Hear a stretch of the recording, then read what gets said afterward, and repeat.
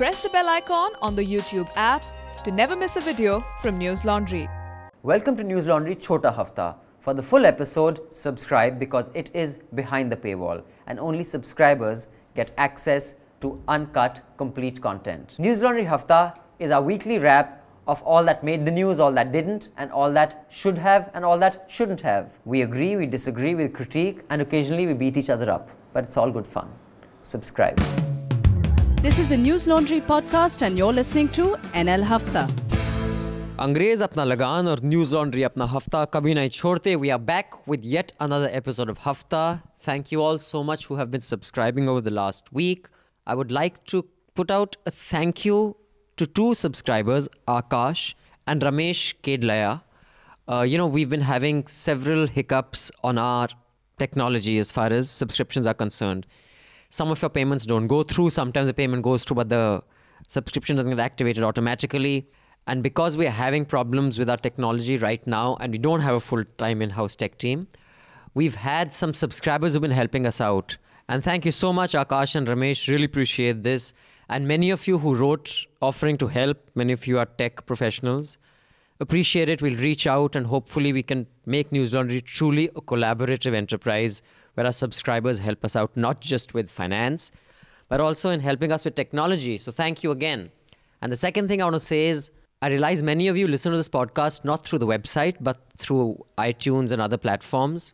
So, and I say please subscribe, but I don't say how. So if you've discovered us through any of the podcast platforms, you go to our website, www.newslaundry.com/subscriptions, or on our homepage there's a subscription button. Subscribe because we are an ad-free platform and we expect you to pay because when the public pays, the public is served. When advertisers pay, advertisers are served. Please keep news independent by subscribing. You can also subscribe to Caravan, whose representative and political editor we have with us, Hartosh Singh Bal. Hello, Hartosh. Hi. So you just want to do a little pitch for your subscription as well? You guys have started subscriptions 3 months ago. We have a subscription drive going on. And to keep doing the kind of stories we are doing, to keep ourselves independent, all we need is subscriptions. Yes, and especially since they get slapped by legal notice every weekend. So they need... By the right people, absolutely. By the right people. So, on that note, check out www.newslaundry.com for many of our stories, other video shows. Manisha Pande's fantastic super hit show, Nuisance. Hello, Manisha. Hi. You can check all this out on our website, newslaundry.com. So on the panel, Manisha, Hartosh, Anand. Hi, Anand. Hello. How are we doing? Fine. Are you teaching many children to get through the IS these days? They are adults. That's true, actually. They regress afterwards. And Managing Editor Raman Kirpal. Hi. I'm Abhinandan Sekhri. Today we will be discussing, among other things, we will try to pack as much of this as possible, although I don't think we'll be able to pack all of it in. One obvious thing is Mrs. Gandhi Vadra's entry into politics. She's been appointed General Secretary of the Congress Party. Priyanka Gandhi finally steps in. There was hysteria yesterday on television. Yeah. Some were orgasming and were so thrilled that laddu phoot rahe the, and some were just ranting for no reason. No one seemed quite rational or reasonable. But इस रौनक में हम भी खुश हो गए. चलो हमने कहा हम भी थोड़े हल्ले वल्ले कर ले, ठीक है. So there was that.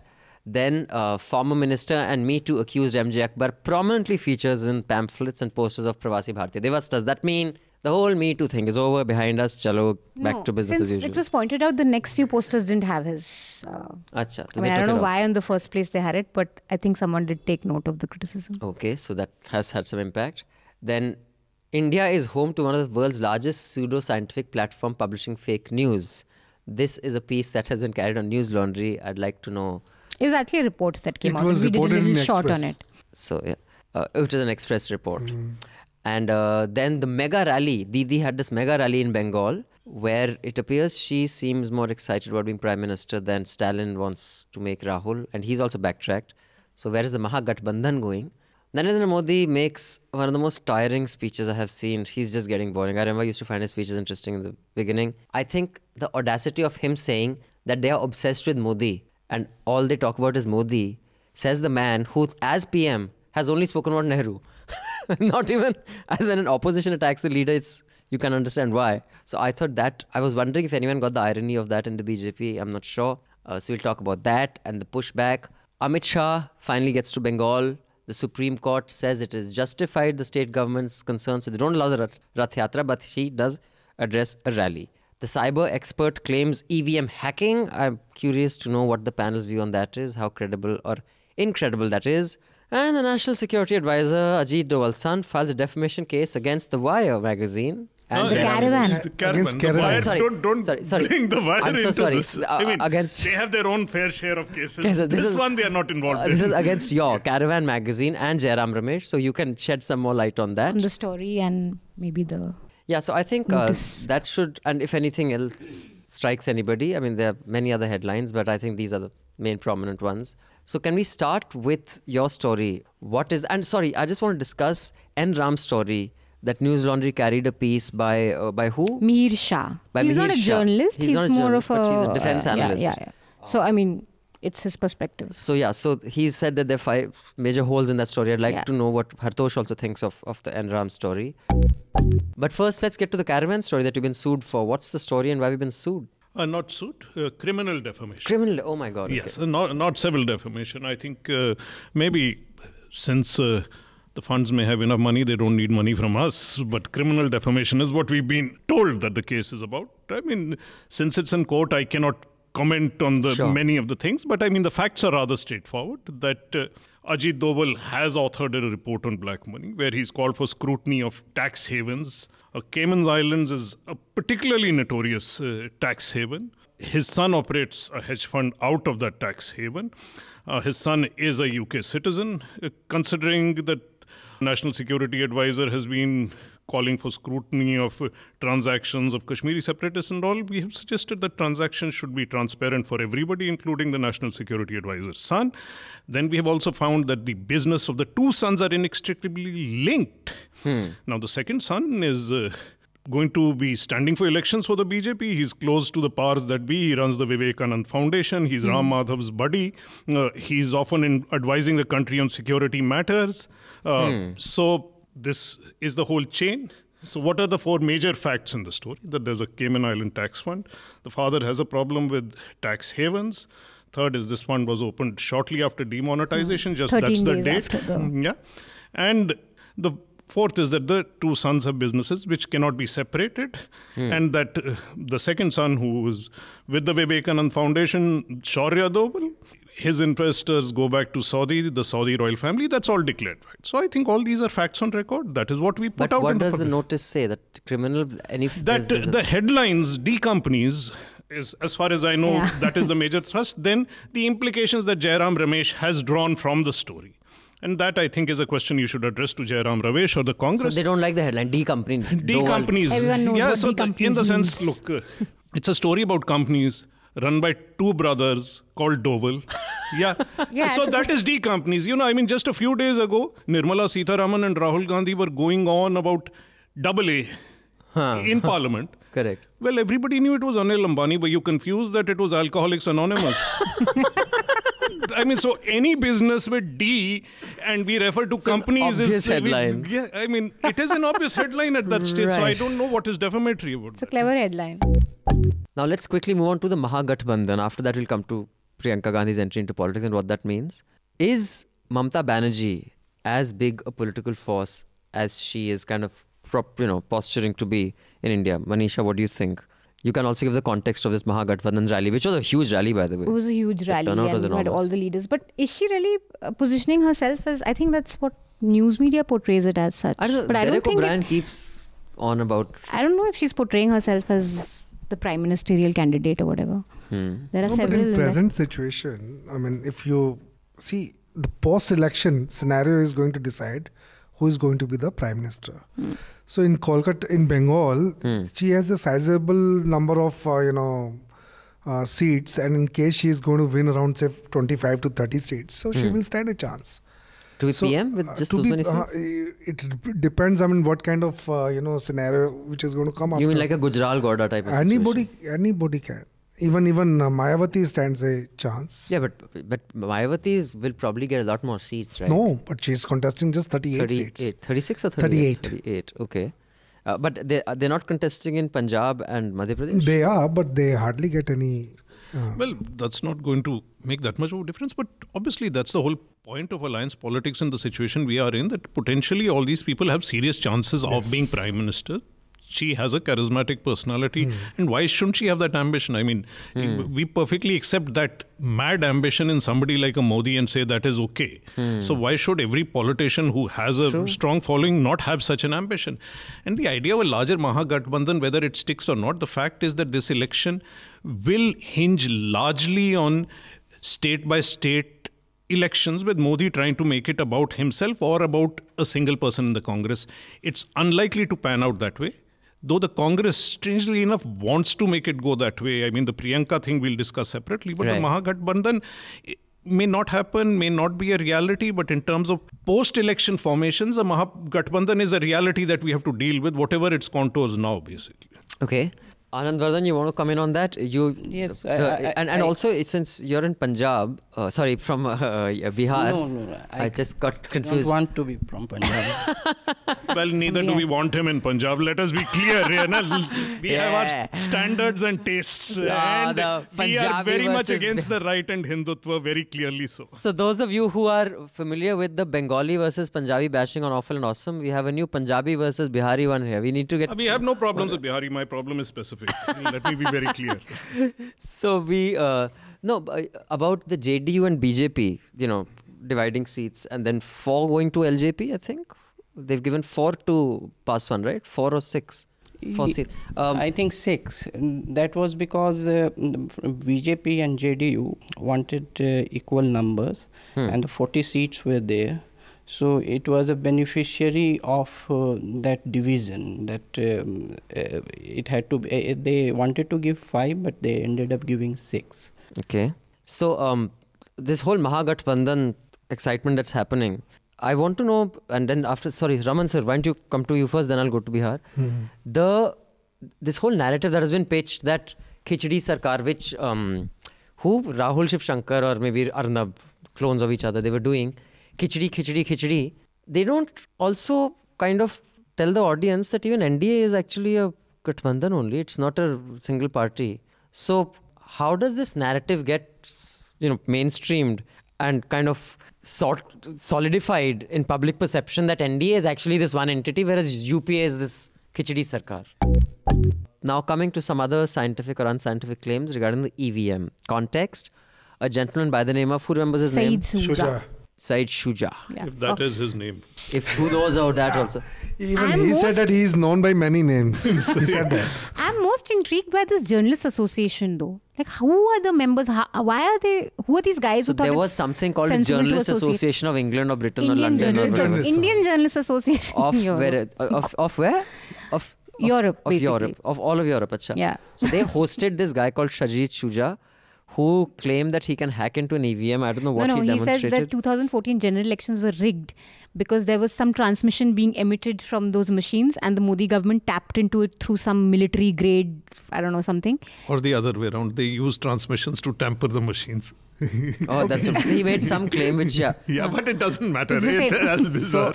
And he also made a claim that his entire team, he made a claim which the Election Commission now has denied, that he was part of the team that had been entrusted. It was a private company that had been told to make the machine, and he was part of the engineering team that made the machine. His entire team was killed, some 12 or 14 people. And he says that Gopinath Munde and journalist Gauri Lankesh was also killed because they knew about Okay, so while I have become very wary of laughing at things, although this really wants to laugh at it, because it involves death, but also it's ridiculously out there. But at the same time, who would have thought Watergate could have happened unless they were caught? I just want to know, let me start with you, Raman sir, and then we'll go this way. In that context, I want to know the ethics of, and I'm on the fence on this guy was making some pretty ridiculous claims. It was a live telecast or whatever. Sybil was also sitting there. I don't know, Sybil always puts his foot in his mouth or his poetry, wherever. But just relaying this without any checking, we apparently are checking a couple of his claims, and hopefully that report should be out by this weekend or next week. It'll be Next out? Next week. It's a pity that we have to do it, and it costs so much to do that report, and some big channel hasn't done that report already. But anyway, We've sent a reporter to check many of this guy's claims on the ground, which means that guy's traveling, which requires money. And those of you who keep bitching us out, and that whole trip, for one report, we may be spending about 40,000-50,000 rupees just to check this guy's claims. But anyway, so do subscribe. Go to newslaundry.com, press subscribe, and send us some money so we can send more reporters out there like Manisha, and they don't sit here and pay low gyan, but actually do some reporting. But is it okay for them to just put this out there that this is what this guy is saying when there is no way to check? Now, I understand you can't have that same, like if a PM is making a speech, and if he's making false claims, then they will not relay it. Okay, fine, I understand. But this claim is ridiculous that 14 people were killed, Gopinath Munde was killed, EVM was hacked, the whole election is a mess. Should they do that? And secondly, are you convinced of EVM safety? Not in Shuja's context, but generally. No, EVM, even the BJP had, when they were not in power, so they had also raised their doubts about it in 2009, 2010. GVL Narasimha Rao has written a piece has written a book on it, and Ravi Shankar Prasad's old interview is going viral. Doubts have been raised from time to time. So EC is also coming up with, some solutions. Everybody, people do doubt about it, but then the fact remains that nobody has been able to prove that the EVMs, conclusively nobody has been able to prove it. Right. Now, having said that, this man has made some claims, and he is very categorically telling. He has given 11 names who have been killed. Okay. He has given us the place also, and the person who was involved in killing. He also claims that his house was burnt. Okay. So he has made some 5-6 fundamental things which can be easily checked on the ground. So even I find it quite weird, but I thought, why not we check it on the ground? I'm glad Hartosh is here. Hartosh, last week we had a discussion, and I know you've done a lot of work and read a lot about the 84 riots and massacres. The massacre, right? The 84 massacre. I just wanted to know, last week, we had a slight, Manisha and I had a disagreement. I've read Manoj's book, Mitta's book, and basically a question was asked by a subscriber that, do you think it's appropriate for Kamal Nath to be made Chief Minister of Madhya Pradesh? And of course, there's no charge sheet against him, there's no pending case against him or even an inquiry. And in the book, of course, I have no sympathy for the guy, but I just want to make sure I was journalistically accurate. The claim of the eyewitness was that he was, or the word used in the book was that he was controlling the mob. Now that controlling could be because some people who defend him say that, some people say that some citizens went to him and said, there is a mob trying to burn this down, and he went to try to control them, saying, mat karo. And he wasn't really leading the mob. And he was there for 2 or 3 hours, and since he couldn't do anything and the mob was way bigger than he was, he left. I just want to know your view. Historically, what do we have on fact? Has any eyewitness said that he was leading the mob? Is there enough on him as, say, a Titler or a Sajjan Kumar or any such? More. First, let me simply say, in no other case of communal violence that a senior political figure has ever been so categorically identified at the head of a mob which has killed people. There is no other example, not in Gujarat, not in 84. What did Sanjay Suri say, the Express? And he's not the only witness. There's Mukhtiar Singh, who's the second witness, who was at Gurdwara. And Nanavati Commission. As you said, he was there for 2 hours. What Sanjay Suri has clearly said that he was in the control, he controlled the mob, he was directing it. The mob would go back and forth at his command. Kamal Nath, in his statement to Shekhar Gupta in print, absolute, Shekhar is just letting Kamal Nath have his say without asking him a single difficult question. The old friends doing favors to each other. At that point, what is Kamal Nath claiming? That Rajiv Gandhi sent me there. Rajiv Gandhi is the Prime Minister of the country. He has the entire police force at his disposal. His cousin or uncle Gautam Kaul is the person in charge at that spot. He is not telling Gautam Kaul, you have a force here, stop it. He's sending Kamal Nath from Teen Murti right across to Rakabganj to go and stop the mob. That means it was their mob. And that is what Sanjay Suri said. It is a Congress mob that had come from Teen Murti. Kamal Nath was in charge. He was there for 2 hours. There were 2 people, because eyewitnesses not identified Kamal Nath at the time they were burnt there, because not enough investigation has been done. Fact is that 2 Sikhs were lying there, bodies burning through this period when Kamal Nath was in charge of that mob. No attempt was made by the police to intervene or get them medical attention. And then he went away from there. He had complete control of that mob. That is what Sanjay Suri said. Why was there no case registered? Well, Gautam Kaul was the man at the spot. He should have been mentioned in the FIR. Kamal Nath should have been mentioned. For 10 years, why was no action taken? Because it was a Congress government implementing the process of justice. So how can the Congress today argue that there are no cases, there's nothing? You made sure you destroy evidence. You make sure no cases are registered. Then you use it as a defense against your person who was leading a mob that murdered 2 people. This is the clearest categorical case. And in this, they make this man chief minister and they go railing about Modi. Okay, so yeah, I think that's a lot more clarity on this issue, because I remember the word controlling. I wasn't sure in what context it was used, whether he was trying to control them or control them, you know what I mean? So one thing is that 1984 was, many historians call it annum horribly. A lot of tragedy happened in that year, including Bhopal gas tragedy. So in 1985, after Rajiv Gandhi came to power, With a mammoth majority. In the Indian Parliament, in the first sitting of Indian Parliament, the resolution was passed expressing grief over Bhopal gas tragedy, but not 84 riots. So I think Congress, from records, say it had that from historical memory, it has to made irrelevant things. So Rangnath Mishra, who was appointed to investigate into case, went on to become CJI, I think. Moreover, the entire election that they won was conducted on the fear of a minority. The 2014 election is just a paraphrase of the 84 election, that if you cannot trust your taxi driver, who will you trust? The country's borders have come home. It was an anti-Sikh election consolidating a Hindu majority. Why do you think the Hindu right comes to power right after Rajiv's victory? Because that consolidation of a majority has already been done by the Congress. The BJP just reaps the fruits. The first great Hindu majoritarian victory that Modi is riding was first done by the Congress. Can I just request those of you who are listening to the Chhota version of Hafta, which is free, to subscribe to Newslaundry? Go to www.newslaundry.com, press subscribe. If for some reason our tech acts up again and the subscription doesn't go through, you can send us money through PayPal and Paytm. For international payments, you can send amount via PayPal to prashant@newslaundry.com. That is PRASHANT@newslaundry.com. This is for international payments who want to send us money via PayPal. If you live in India, you can Paytm it to 9899483893. I will repeat, 9899483893. Once you make the payment, send us the screenshot to subscription@newslaundry.com. I repeat, once you've made the payment, just send the screenshot of your payment to subscription@newslaundry.com and we'll take care of the rest. But please remember to specify the email and login of your current subscription.